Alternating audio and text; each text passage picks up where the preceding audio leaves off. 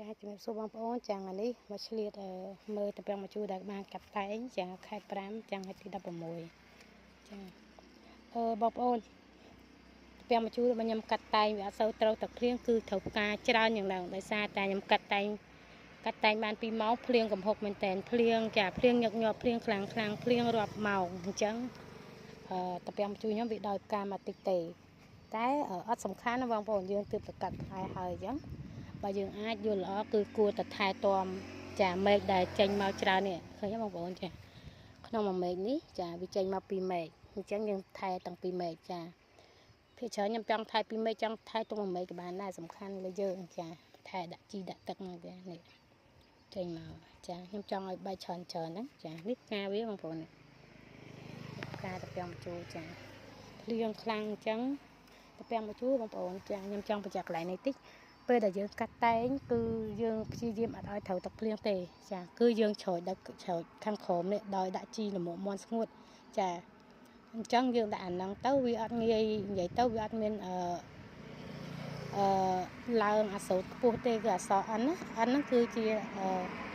ជីដែលវាធ្វើឲ្យជួយស្លឹកមែកហ្នឹងវាលូតលឿនចាបើសិនជាភ្លៀងមកកំហុកខ្លាំងវាសើមខ្លាំងគឺវាបឺតជាតិទឹកខ្លាំងវាបឺតជាសូតខ្លាំងអញ្ចឹងវាលាស់ស្លឹកនឹងលឿនខ្លាំងវាអត់មានសូវមានចេញផ្កាទេអញ្ចឹងចាវាចេញតែចេញតិចហើយភ្លៀងណាបងប្អូនកន្លែងខ្ញុំគឺភ្លៀងយូរចាតែអត់មានបញ្ហាអីយើងថែទាំមែកហ្នឹងទៅចាផ្កាវាចេញមករៀងសោយដោយសារតែភ្លៀងខ្លាំងហើយយើងថែទាំបែបធម្មជាតិអញ្ចឹងវាអត់ចេញឲ្យយើងច្រើនទេអញ្ចឹងហ្នឹងមែកខ្លះនេះអត់ទាន់ចេញមែកនេះស្អាតតែអត់ចេញមកមែកនឹងប៉ោងល្អចាថែទាំអញ្ចឹងពី3ថ្ងៃទៀតខ្ញុំកាត់ត្រួយចាក់កាត់គ្រប់អស់អញ្ចឹងឥឡូវខ្ញុំសូមឲ្យបងប្អូនមើលចាពីកាត់ត្រួយថែទាំដើម្បីឲ្យមែកទូចនេះឆាប់ប៉ាន់គ្នាកុំឲ្យវាមុនក្រោយគឺទី1គឺត្រូវការក្តិចត្រួយអាណាវិញទៀតក្តិចគឺឲ្យលូតមកទៀតទេដាក់ក្តិចចានេះក៏ក្តិចដែរខ្ញុំក្តិចទាំងអស់ដើម្បីឲ្យវាពកចាអាណាខ្លីអត់ទេណាវិញក្តិចចាក្តិចដើម្បីអីចាក្តិចដើម្បីកុំឲ្យវាលូតលឿនពេកតែលូតលឿនពេកវាខ្លាចជាមែកមេហើយអត់អាមែកខ្មែងតាមនេះវិញវាអត់ទាន់បែកមកផងចឹងវាប្រឹងតលូតអានេះអត់បែកមកទេហើយមួយទៀតទូចទៀតវាលូតមកអត់ទាន់គ្នាអញ្ចឹងខ្ញុំក្តិចអាណាវិញជាងខ្ញុំក្តិចចាក្តិចត្រួយនេះក្តិចចឹងមកចាក្តិចត្រួយចាក្តិចទាំងអស់បើមិនកត្រៃក៏ដាក់កាត់ទៅតែខ្ញុំអត់បានយកមកខ្ញុំក្តិចដៃខ្ញុំស្អាតដែរចាអត់មានអីទេក្តិចទៅចាខ្ញុំក្តិចសកាត់ត្រួយវាឲ្យលូតមកទេតែលូតទៅកាន់ទៅវិញទៅអត់ទូចអត់ធំអត់ទាន់បងទេមែកណាដែលធំមកហៅថាមែកបងដោយសារតែវាមានកម្លាំងវាលូតលឿនជាងចាមែកដាក់ក្រោយគឺមែកប៉ៅអញ្ចឹងយើងធ្វើម៉េចឲ្យប៉ៅហ្នឹងលូតមកតាមតាន់គ្នាគឺដោយសារតែតាមមែកប៉ៅហ្នឹងអីលូតយឺតចឹងវាធ្វើឲ្យទូចជាងគេមែកហ្នឹងវាអត់ប៉ុនគ្នាល្អចឹងធ្វើក្តិចត្រួយចេញក្តិចត្រួយចឹងមកចាក្តិចត្រួយចេញត្រួយអត់ឲ្យលូតលឿនទេចាខ្ញុំធ្វើអញ្ចឹងតែអានេះមាន1 2 3 4 5ស្លឹកណាបងប្អូនចាំក្តិចចឹងកុំឲ្យនៅនេះពេកចា4 5ស្លឹកចឹងខ្ញុំក្តិចមួយទៅដើម្បីកុំឲ្យវាលូតលឿនចាចាំគេចាំឯងចាចានេះខ្លីអត់អីទេហើយវិញខ្ញុំក្តិចនេះក៏វិញដែរចាចង់ទៅមើលទ្រឿងខាងនេះទៀតខាងនេះប៉ាន់គ្នាល្អអត់សូវអីទេអានេះដល់ចាក្តិចវាទៅកុំឲ្យវាលូតតន់